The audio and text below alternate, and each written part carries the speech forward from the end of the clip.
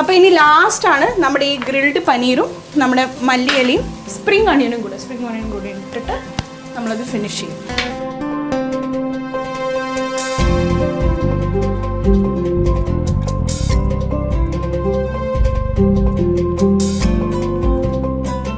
അപ്പം ഇത് കഴിഞ്ഞു, പൊടി ഇട്ടു. ഇനി ലാസ്റ്റ് സ്പ്രിംഗ് ഓണിയൻ കൂടി ഇട്ടാൽ നമ്മുടെ ഈസി ഫ്രൈഡ്. ഭയങ്കര ഈസിയാണ്, സൂപ്പർ ഉണ്ടാക്കാം.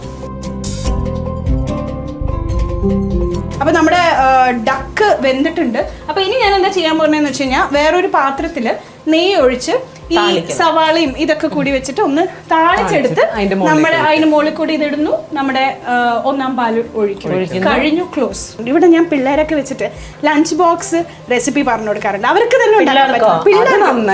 ആ സത്യം. എന്നിട്ട് അവർ ഉണ്ടാക്കുകയും ചെയ്യും. അത്രയും സിമ്പിളാ. ഈ ചപ്പാത്തി റോളൊക്കെ പോലത്തെ കുഞ്ഞു കുഞ്ഞു ഐറ്റംസ്. അപ്പൊ രണ്ടുപേരും എനിക്ക് തോന്നുന്നു അത്യാവശ്യം ഇതിൽ ഇൻട്രസ്റ്റ് ഉള്ള ആൾക്കാരാണ്. അപ്പൊ പിന്നെ അവര് വന്നിട്ട് ഞാൻ ഇവിടെ ഇരുത്തിട്ടെ.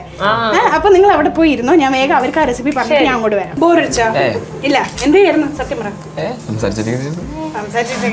അപ്പൊ ഞാനേ ഇങ്ങോട്ട് കൊണ്ടുവന്ന വേറെ ഒന്നിനുമല്ല, നമ്മൾ ഈ സ്കൂളിലേക്ക് ലഞ്ച് ബോക്സ് കൊണ്ടുപോകുമ്പോൾ ഇല്ലേ, നമുക്കും കൂടെ ചെയ്യാൻ പറ്റുന്ന, ഇപ്പൊ അമ്മമാരൊന്നും വീട്ടിലില്ല, അമ്മച്ചിമാരൊന്നും ഇല്ലാന്നുണ്ടെങ്കിൽ നമുക്ക് സ്വന്തമായിട്ട് ചെയ്യാൻ പറ്റുന്ന സിമ്പിൾ റെസിപ്പി ഞാൻ ഇവിടെ പിള്ളേർക്ക് പറഞ്ഞു കൊടുക്കാറുണ്ട്. കുക്കിംഗ് ഇഷ്ടമാണോ രണ്ടുപേർക്കും?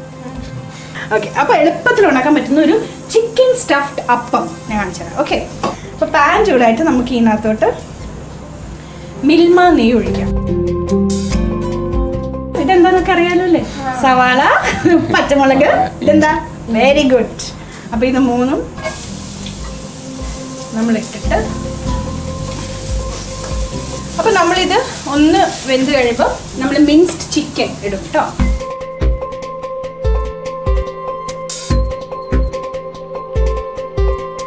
ഇനി കുറച്ച് ഉപ്പ്, കുറച്ച് പെപ്പർ ഇടാം, ഇച്ചിരി മുളക് പൊടി, ഇച്ചിരി മഞ്ഞൾപ്പൊടിയും കൂടെ.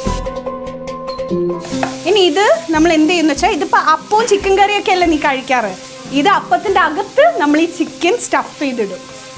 എന്നിട്ട് നമ്മളത് ലഞ്ച് ബോക്സിൽ കൊണ്ടുപോകും.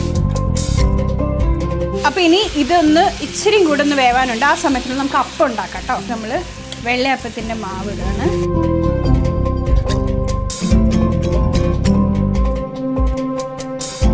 ഇനി നമ്മൾ സ്റ്റഫ് ചെയ്ത് കുക്ക് ചെയ്ത ഈ ചിക്കൻ ഇതിനകത്തോട്ട്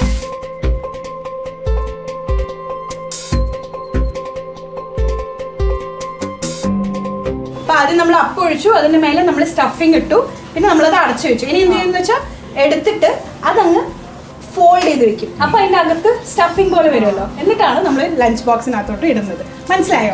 അപ്പം ഇത് ഞാൻ ചെയ്യാം, നിങ്ങൾ അങ്ങോട്ടേക്ക് പോകും. ഞാൻ ഓരോന്നോരോന്നായിട്ട് എല്ലാം കൊണ്ടുവരാം.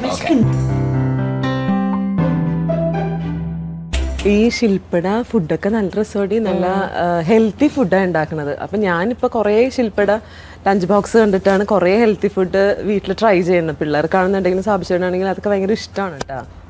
എല്ലാവർക്കും ഇഷ്ടമായിരിക്കും. ഭരണാച്ചന് എന്തെങ്കിലുമൊക്കെ നല്ലത് കൊടുക്കാന്ന് പറഞ്ഞ് ഞാൻ എന്തെങ്കിലുമൊക്കെ വല്ലപ്പോഴും തന്നെയല്ലേ ഉണ്ടാക്കി കൊടുക്കും. ഇവനില്ലേ എന്ത് സാധനം ഉണ്ടാക്കി കൊടുത്താലും സ്കൂളിൽ പോയി കഴിക്കൂലടി. ഒരു പ്രായമാണ് തോന്നുന്നത്, ദേഷ്യം വരും. എന്നിട്ടത് ആ ചോറ് പാത്രം എന്താ ഒന്ന് കളഞ്ഞിട്ട് വെക്കണ്ടേ, അത് തുറക്കുമ്പോ എന്റെ സിനി അതൊന്നും കളയാൻ പാടില്ല. ബാക്കി ഭക്ഷണം അത് അതിനകത്ത് ഇരുന്ന് എന്തൊരു വൃത്തികെട്ട മണമാണോ എന്റെ ദൈവമേ. പാത്രത്തിന് സ്മെല്ല് പോവുകയും ചെയ്യും നമ്മൾ കഴിക്കിട്ടുണ്ടെങ്കിൽ. അതുമില്ല എടി, ഈ സാധനമൊക്കെയാണ് ഈ ബാക്ടീരിയ വന്ന് കൂടണത്. ബാക്ടീരിയ ഇരിക്കണോണ്ടാണ് ആ മണം വരുന്നത്. അങ്ങനെ ഇരിക്കുമ്പോഴാണ് ഞാൻ കേട്ടത് ആന്റി ബാക്ടീരിയൽ എക്സോജൽ നല്ലതാന്ന്, 10 സെക്കൻഡിൽ ബാക്ടീരിയനെ കൊള്ളൂന്ന്. അത് ഉപയോഗിച്ച് തുടങ്ങിയപ്പോഴാണ് ശരിക്കും പറഞ്ഞാൽ ഞാൻ ഭരണാച്ചന് ഈ ഹെൽത്തി ആയിട്ടുള്ള ലഞ്ച് ബോക്സ് കൊടുത്തു വിട്ടു തുടങ്ങിയത്.